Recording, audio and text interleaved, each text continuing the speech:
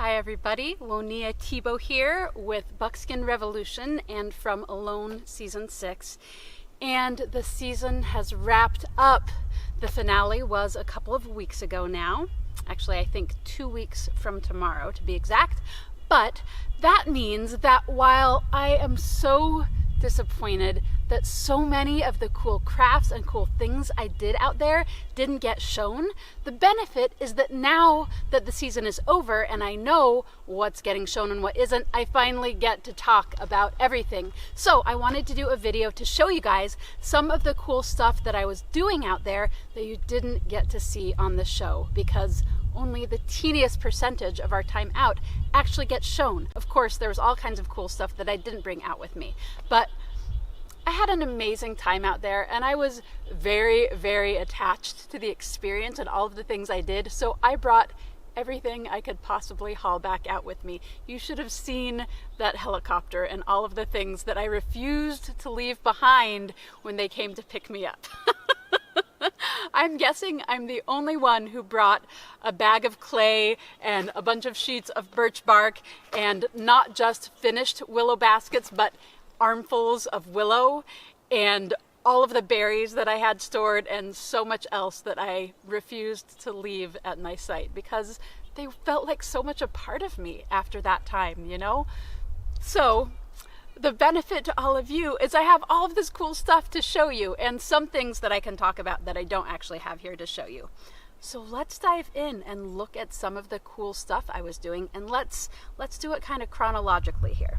So certainly I put a lot of effort towards fishing, and I really, really wanted to catch fish and did everything I could to make that happen. But as you've heard me say a million times, if you've been watching these videos, I was in very shallow water. I didn't have a fishing location. But before I knew that that was the case, probably day like 5 or 6, I'd been fishing for a few days at that point, and I felt like I needed to bring a little bit more fishing magic. So I made, in anticipation of all of the fish I would catch, a lovely little birchwood spatula for turning my fish once I had them to fry. So it was unbelievably filthy, and I just spent a little time scraping it with my knife to clean it up. But you can see on the back of this still some staining from the cranberries and the soot and dirt and blood ground into this thing from so many weeks out there. But this is my lovely trout spatula that I carved. I ended up using it a lot for all of my cooking needs. However, I never actually got to flip a fish with it. And then, of course, I wasn't getting fish, so a spoon to eat the things that I was getting was also very important. So I used the gouge on my Leatherman to dig out the spoon bowl, and I carved this lovely spoon. And I think this was maybe day 10 or so, and then I left the handle kind of wide because I wasn't sure what it was going to be yet. But once I got my spruce grouse, I carved the handle into a spruce grouse feather. So this is a spruce grouse spoon in honor of the spruce grouse that I got, and the idea that I would hopefully be getting many more of them and living off of spruce grouse. Alas, they were a rare visitor to my location. But that grouse was amazing, and a spoon to honor it. So another thing I was doing early on in my time out there was peeling a lot of birch bark for a variety of birch bark crafts. And you saw this in, I think, episode 3 when you saw me licking the birch tree. So up until then, I'd peeled several trees and none of them had oozed sap. And that was the only one in probably at least 10 trees that I peeled that did. But birch bark is incredibly useful out there. So this is actually just a piece, but the birch bark moose call that I made was similar to this, and I wrapped it with twine in 2 places, and then I would go out into the woods and I would go to where there was some bare rock, because what you want to do with a moose call is bounce your moose call off of the rock, and then it will resonate further into the landscape around you. So here was my birch bark moose calling.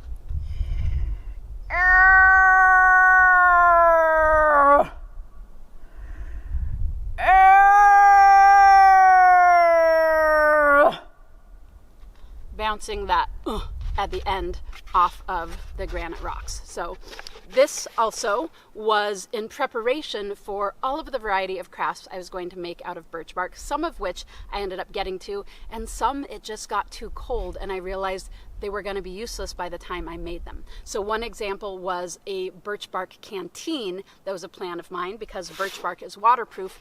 However, once it was consistently below freezing, I realized that water was just going to freeze in there and then bust the canteen as soon as it froze. So some of my well-laid plans never came to fruition, and that is one. However, even just the sheets of birch bark I did a lot with.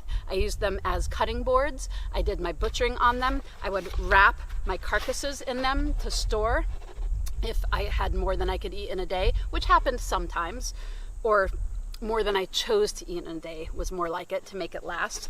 Here's an example of a lovely little birch bark canister that I made. So I used my saw to cut a round of birch, and then I carved it to fit this birch bark cylinder, and then I sewed it up with buckskin using my awl and some buckskin from my parka, and this was my little kitchen area. And so I would keep my silverware and my other cooking utensils in this, as well as a little bit of birch bark for starting fires. I had 2 or 3 of these canisters, mostly with different grades of birch bark in them, that would be around my fire area.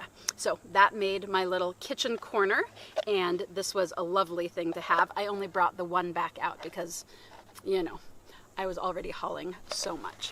So that was my kitchen gear. And then also in that, I have some of the spools that I was using. So what I was doing for cordage was taking my paracord and pulling the sheath off of it so I had just the inner strands. So they went way further because there are 7 inner strands in standard parachute cord, and they're about 35-pound tests each. So they're pretty strong, certainly strong enough for trapping. I used them a ton in trapping and for a bunch of other things. So I would take those paracord innards and I would wind them around and around little birch bark spools, or I'm sorry, birch wood spools like this. So for making my door, as I talked about in one of my videos, I had a longer one that was pointy and worked more like a netting needle, so I could pass it through my spruce boughs, and then narrow in the middle and wide at either end. So I would always have these in my pocket for when I was going out trapping.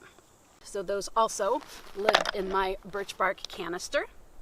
So as of the 3rd week, I started being successful with my bow. And you never saw me shoot any squirrels on camera, but I did get myself some squirrels, and I was tanning the hides. So the very first squirrel that I got, I was tanning the hide and filmed the heck out of it, really hoping it would get shown. And actually, you can see in the footage of me what was, I think, day 72, sitting by my fire talking about where my body is at and whether I want to push it anymore and risk long-term damage to my body. I'm actually sitting at the fire working on a squirrel hide as I'm talking about that. Can't really see it, but here is one of many squirrel hides that I tanned out there. And as I said, the very first squirrel hide I tanned and I put onto my knife sheaths, and I did that with my first squirrel that I shot out of a tree the same day that I got the grouse, and it's quite the worse for wear after being on my belt. So it's most of a squirrel hide folded in 2, and then I put a buckskin welt in there, and then I sewed it with my buckskin awl on my modified Leatherman serge, and then I also used the wood awl of the serge to bore out holes in the plastic of my Mora knife sheath, and then sewed my squirrel skin to the knife sheath. So it's still rigid, unlike the squirrel skin, but covered up and pretty, and it was using that animal and giving it respect in that way. So this was a wonderful project. I was hoping you would see me make, but at least you saw it for a second on my belt, and you could see it in a lot of the footage. So there are some of my many squirrel skins. And then, of course, you did get to see me making my lovely rabbit scarf. And this was a godsend out there. It was so warm and lovely, especially when the temperatures got way below 0. Being able to tuck my face into this and breathe through it would warm the air a bit and keep my dear little cheeks from getting frostbite, especially when I was out on the lake ice where the wind would really, really whip. Being able to tuck up in here was amazing. So What you didn't see was any of the rabbits that I turned into rabbit rope after the molt. So I was amassing more rabbit rope all the time, so I came out with a nice ball of more rabbit rope for further projects. So if you've watched other of these videos, you will have heard me talk a bit about the constipation that I dealt with, Michelle dealt with, I know Nathan did. I think most of us were having some issues with constipation. So Nikki's way of addressing that was eating the rabbit stomach contents. That never seemed at all appealing to me, and I knew that there was a lot more fiber and less gnarly in the berries that were around. So once I realized how constipated I had become, I decided to push through that sourness that the berries had given me in my mouth and in my belly early on, and make sure that I ate berries every day. So, of course, berries are these small little round things. So in order to harvest berries, you need two things, right? The first thing, of course, is a harvest basket. So there was a lot of lovely willow in my area. So I did make a point of going out and harvesting a bunch of willow, and I filmed the heck out of myself harvesting that. I'm sorry you never got to see it. I mostly harvested it using the wire cutters on my Leatherman Surge. That thing came in so handy in so many ways. But so first I made a small basket with a wider bottom and a narrow neck that was flat on one side and rounded on the other, and I cut off some leather from my parka and made a waist belt. So this is how I would be out harvesting, and again, so much footage of me harvesting berries and you never saw any of it. But I would wear it like this, and then I could be on the ground. Let's take off the scarf, plenty warm for it. Don't really need it today. So I'd be harvesting berries into my harvest basket.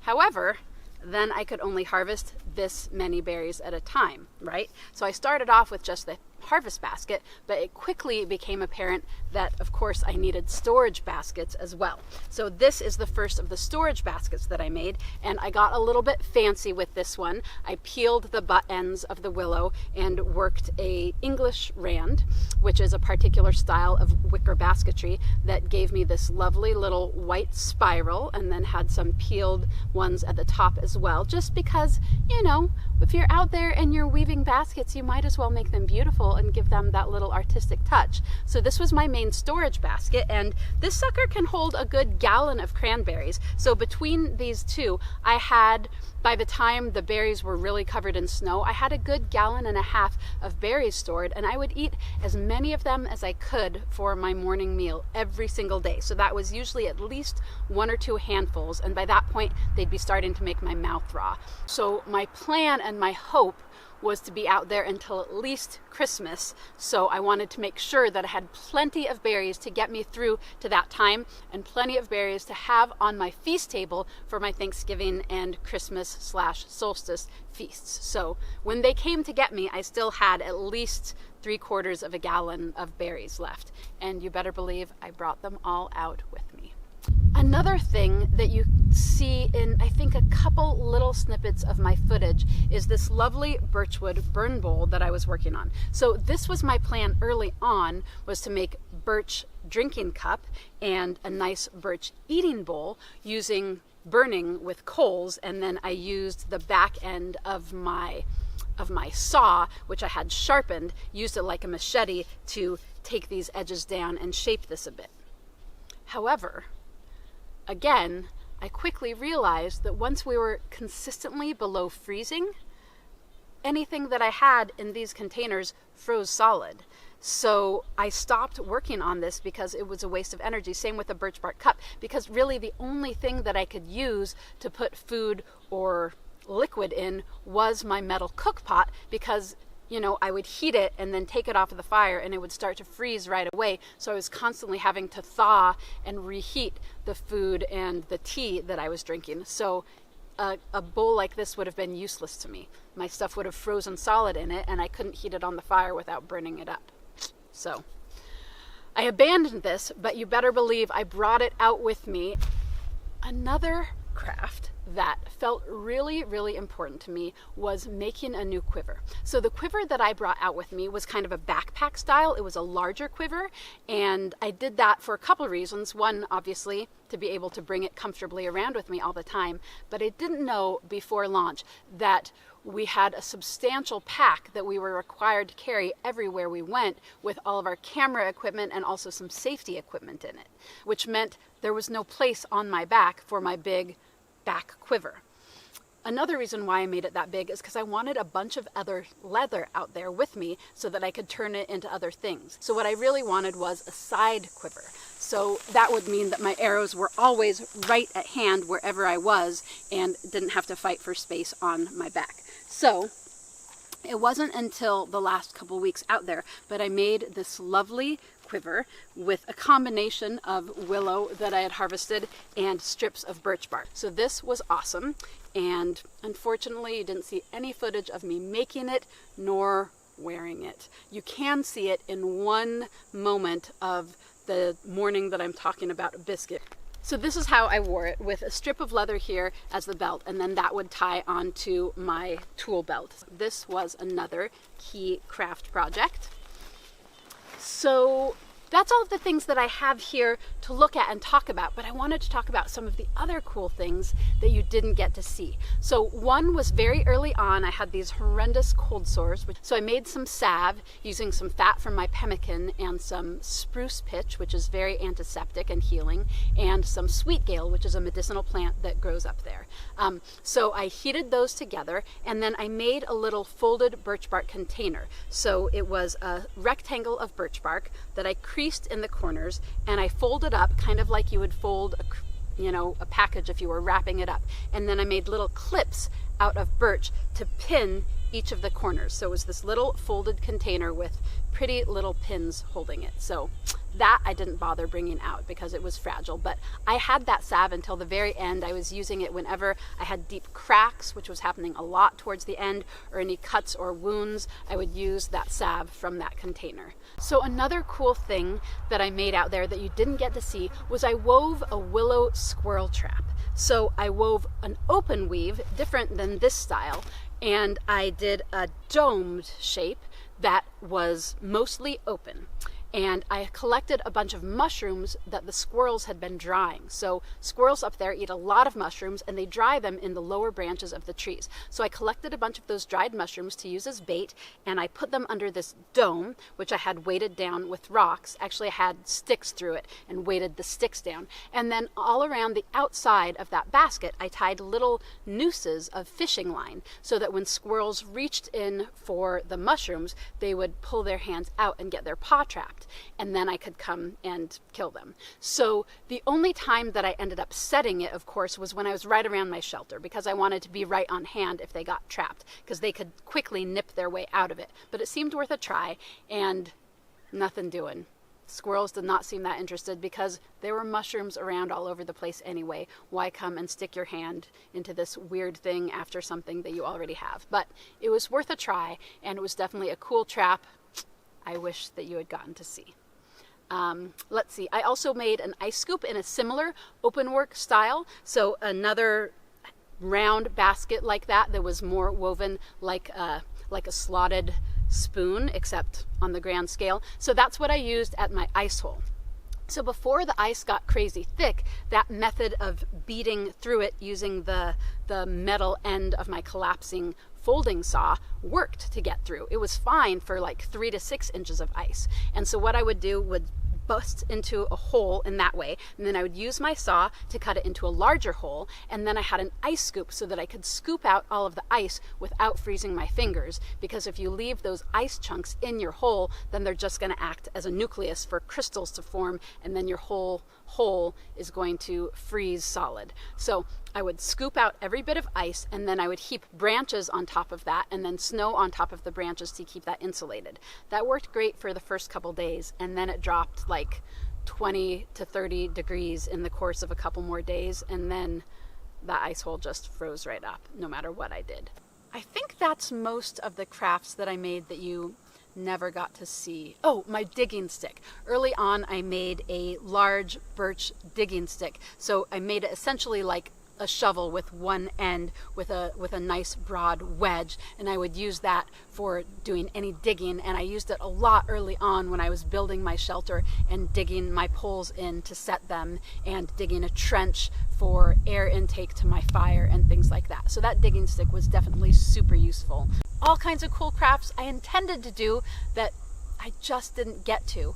Had I gotten a big game animal or gotten through the ice and done ice fishing, then I had so many plans for lovely things I was going to do sitting by my cozy fire throughout the winter, but maybe next time, right? Thank you, everyone, and love for you to subscribe to my channel and check out all of the other cool stuff I do. I have a website, I have a book that's almost done. Might be done by the time you watch this, who knows, but that is Buckskin Revolution, all about buckskin sewing, and you can find it on my website. And you can always keep up with the things I'm doing on YouTube or that website, buckskinrevolution.com. Thank you.